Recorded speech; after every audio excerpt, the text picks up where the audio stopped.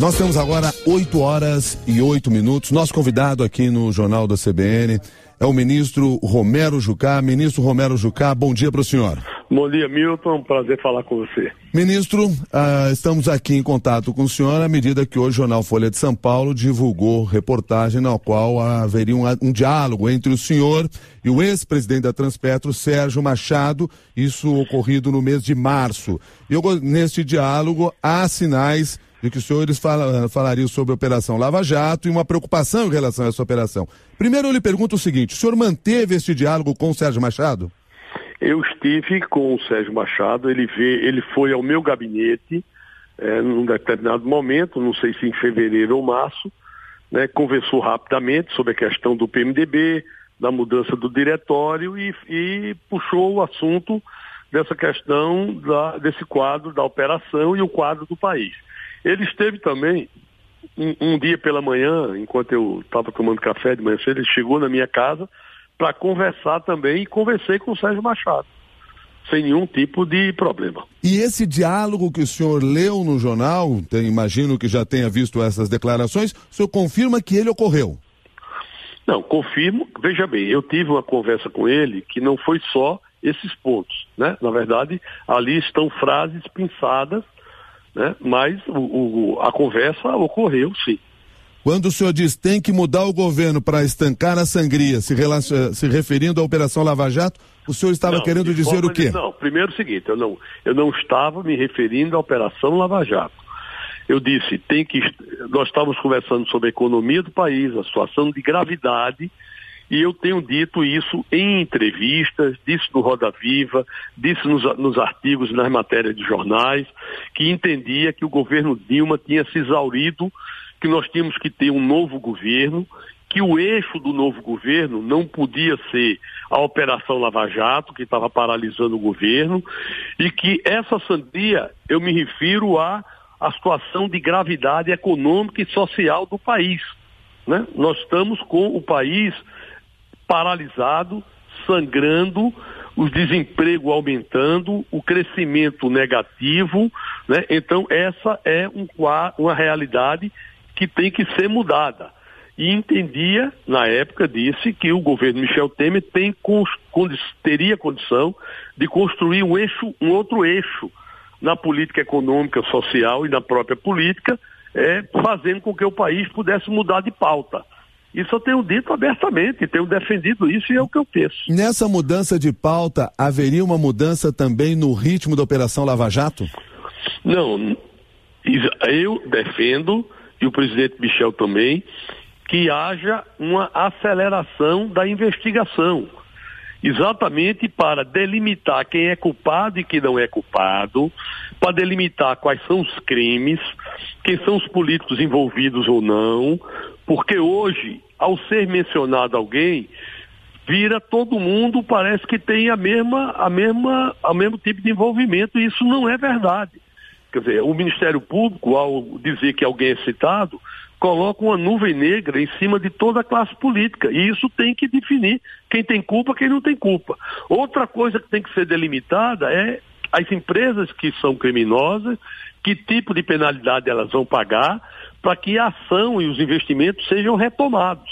Então, a ideia é apoiar a Lava Jato. Eu tenho dito isso abertamente, eu defendo a Operação Lava Jato, eu defendo o trabalho do juiz Moro, acho que é importante, e defendo que o Ministério Público haja rapidamente. Eu mesmo fui atrás do Ministério Público pedindo para prestar o meu depoimento logo quando surgiu o meu nome. Portanto, eu tenho todo interesse que o Ministério Público faça as investigações com rapidez.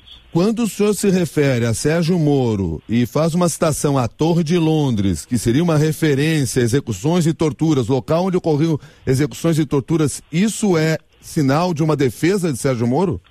Não, isso é uma observação de dizer que por conta desse quadro político com o PT, o Sérgio Moro e o Ministério Público estava agindo de forma dura, né, levando para a prisão preventiva pessoas para que elas pudessem fazer a sua confissão, fazer o seu depoimento. Então, isso teria que ser apressado. Isso não dá para ficar se passando 6, 8 meses com dúvidas, tentando colocar outras pessoas. Eu tenho dito isso também. O Ministério Público, se tiver dúvida sobre alguém, tem que abrir efetivamente qual é a dúvida e pedir esclarecimentos. Portanto, eu defendo a ação do Sérgio Moro, mas acho que em alguns momentos ele tem agido com uma dureza que efetivamente tem criado esse tipo de pressão e às vezes envolve outras pessoas que não têm nada a ver e terminam mencionados, como aconteceu, por exemplo, na delação do Delcídio, que ele fala de um bando de gente, fala coisas superficiais, exatamente apenas para tentar colocar mais pessoas na situação e, em tese, ter uma moeda de troca. Eu acho que isso tem que ser delimitado também com provas, com informações concretas, e não apenas virar uma metralhadora giratória que acuse todo mundo sem ter nenhum tipo de indício ou qualquer tipo de prova. Em que momento o senhor identifica que o juiz Sérgio Moro agiu dessa maneira, mais dura, pelo que o senhor diz aí, mais exagerada? Não, eu acho que, por exemplo, quando ele levou o Lula para o depoimento coercitivo, eu acho que foi um ato além da necessidade. Ele podia ter ido depor. Tá ouvindo? Estou ouvindo, claro. Ele podia ter ido depor sem a necessidade de uma ação coercitiva, por exemplo. Com qual ministro do STF o senhor teve contato sobre a Operação Lava Jato? Porque nos diálogos parece dar a entender exatamente isso para Sérgio Machado. Eu não mantive nenhum contato com nenhum ministro sobre a Operação Lava Jato. Eu tenho conversado sobre a realidade econômica do país, sobre a situação de construir saídas para que a economia possa se fortalecer. Portanto, conversas que não são audiências, conversas em encontros sociais, debatindo a situação de como tirar o Brasil da crise. E o Supremo Tribunal Federal ele tem um papel importante, que é julgar rapidamente os procedimentos e as investigações que estão no Supremo. Eu acho que esse é o papel urgente que o Supremo precisa fazer. Julgar quem tem algum tipo de questionamento no Supremo. Quando no diálogo lá aparece a expressão esquema Aécio, o senhor diz assim, a gente viveu tudo. O que é o esquema Aécio? Não, o Sérgio fala no Aécio. Isso. Dizendo que, porque o Sérgio veio com a tese de que, como na Operação Mãos Limpas, né, que o Moro teria escrito alguns artigos, ele gostaria de pegar a classe política toda, como foi feito na Itália, né? E aí ele fala na questão, o Sérgio fala na questão do Aécio, e fala que ajudou a eleger o Aécio presidente da Câmara, porque ele era o líder do PSDB lá no Senado. Não, e ele ajudou... Perfeito. Não, perfeito. Esse ponto me parece claro, que foi o texto, foi que Sérgio Machado usa a expressão esquema Aécio, mas daí o senhor diz assim, a gente viveu tudo. Parece que o senhor concorda, tudo. Por isso que eu queria tentar entender o que era isso. Viveu tudo na eleição da Câmara e do Senado. Porque nós construímos um entendimento para o Jader ser o presidente do Senado, do PMDB, para poder o Aécio ser o presidente da Câmara. Entendeu? Então a gente viveu toda essa construção. O Sérgio era o líder do PSDB e eu era o vice-líder. Então a questão é nesse contexto político da eleição da presidência da Câmara. Nada sobre qualquer outra coisa. As suas declarações, da maneira como estão aqui nesse diálogo, elas não podem ser vistas como uma tentativa de interferência na justiça ou incômodo com o que a Operação Lava Jato está fazendo? Não, de forma nenhuma. Eu tenho em reiteradas declarações dito que eu apoio a Lava Jato, que eu quero investigação rápida, que eu ajudei a votar o Rodrigo Janot na recondução do Senado, porque eu entendo que ele está fazendo um bom trabalho. O que eu tenho cobrado é rapidez, porque, por exemplo, eu me sinto desconfortável de estar em toda a matéria de jornal ou da imprensa dizer ele é investigado na Lava Jato. Eu sou investigado sobre o quê? Que tipo de crime eu cometi? Eles precisam delimitar isso, porque eu não cometi crime nenhum. Então, eu tenho cobrado rapidez na investigação. Pelo contrário, eu acho que demorar na Lava Jato perpetua essa nuvem sombria sobre a classe política como um todo. Então tem que haver uma definição, uma delimitação de quem é criminoso e quem não é, que tipo de crime cometeu, quem é criminoso tem que pagar. Agora, quem não é, o Ministério Público tem que ter a coragem de retirar da investigação. É isso que eu tenho cobrado.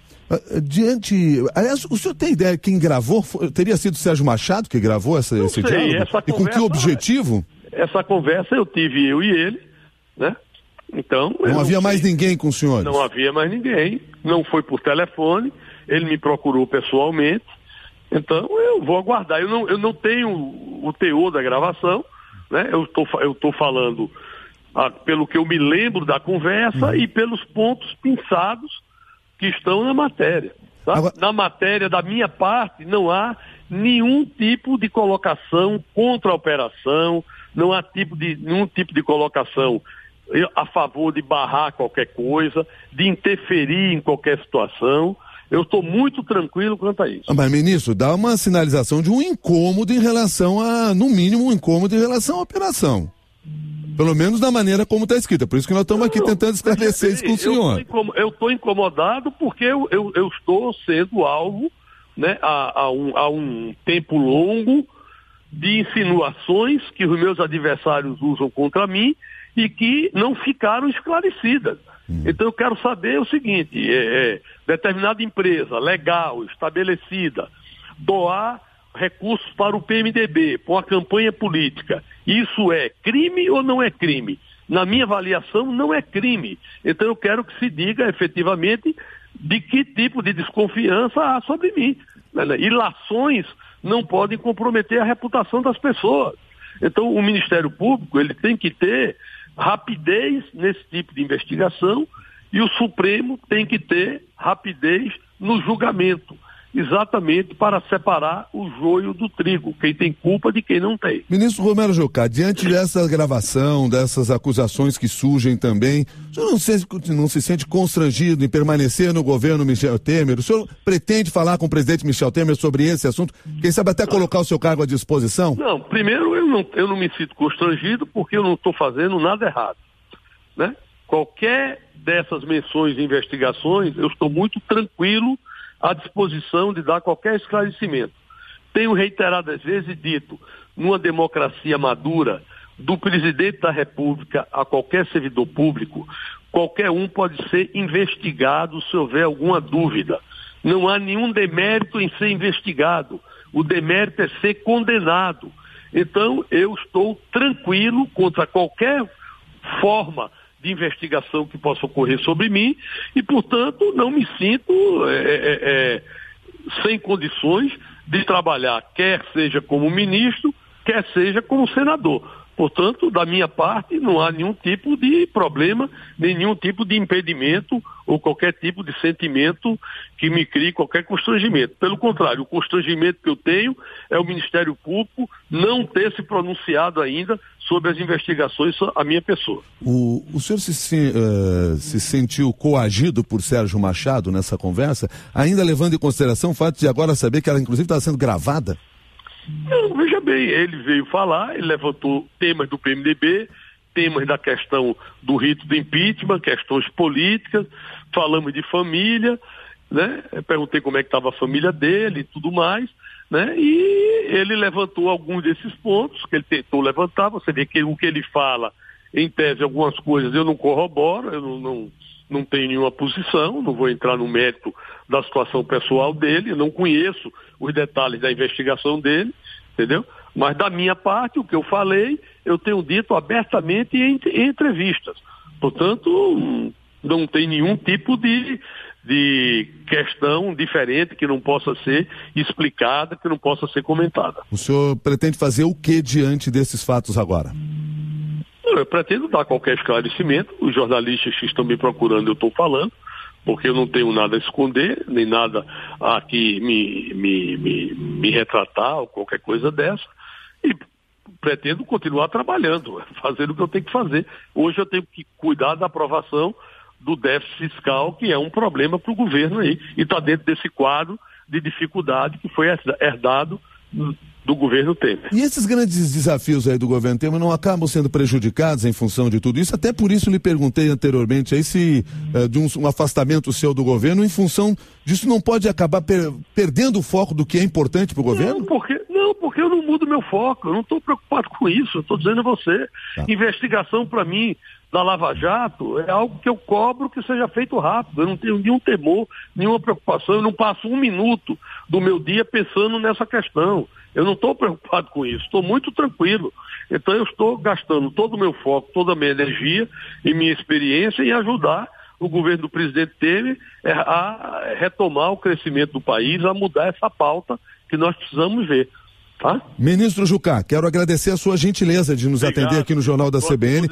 Bom dia para o senhor. Bom dia, obrigado. Obrigado. Ministro do Planejamento do governo Temer, conversando conosco, o ministro Jucá, que aparece em reportagem do jornal Folha de São Paulo, num diálogo com Sérgio Machado, ex-presidente da Transpetro, o diálogo esse que é descrito. Foi feita uma gravação, o próprio ministro não sabe exatamente quem fez essa gravação, desconfia-se que tenha sido o próprio Sérgio Machado, à medida que os dois estavam no encontro. E nesse diálogo fala-se aí sobre o avanço da Operação Lava Jato, com detalhes que nós já trouxemos para você, e você ouviu agora aqui a palavra do próprio ministro Romero Jucá, trazendo aí a sua versão sobre todos esses fatos.